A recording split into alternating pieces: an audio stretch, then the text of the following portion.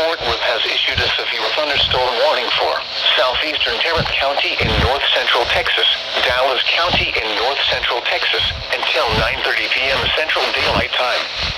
At 8:25 p.m. Central Daylight Time, a severe thunderstorm was located over Pantego, or near Arlington, moving east at 30 miles per hour. Hazard, 60 miles per hour wind gusts and quarter-size hail. Source, radar indicated. Impact, hail damage to vehicles is expected. Expect wind damage to roofs, siding, and trees.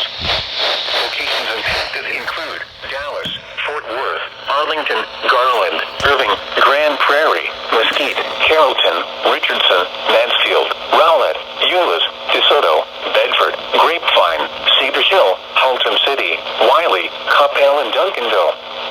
This includes the following highways: Interstate 35E between mile markers 412 and 445. Interstate 20 between mile markers 440 and 485. Interstate 30 between mile markers 16 and 64. Interstate 45 between mile markers 267 and 284. For your protection, get inside a sturdy structure and stay away from windows.